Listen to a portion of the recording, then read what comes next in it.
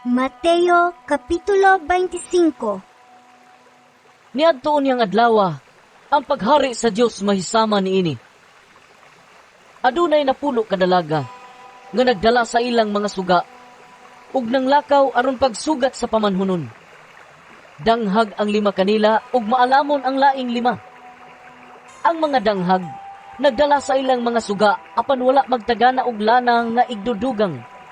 Samtang ang mga maalamon nagdalag mga sudlanan nga puno sa lana uban sa ilang mga suga. Ang pamanhunon nalangan pag-abot, busa nagduka ug nakatulog ang mga dalaga. Tungang gabi nakadto, sa dihang milanog ang usa ka singgit. Ariya na ang pamanhunon. Dali kamo ug sugata siya. Nang mata ang tanang dalaga ug giandam nila ang ilang mga suga.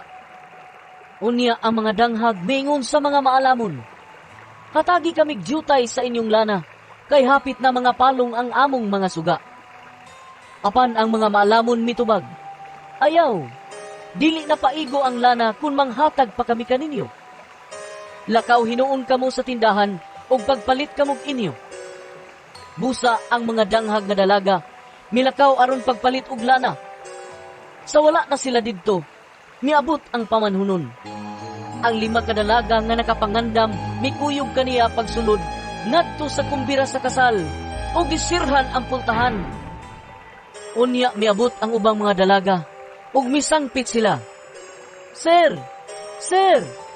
Pasudla kami. Apan ang pamanhunon mitubag, wala ako makaila kaninyo. Ug gitapos ni Jesus ang sambingay sa pag-ingon. Busa, pagtukaw kamo, kay wala kamo mahibalo sa adlaw o sa takna.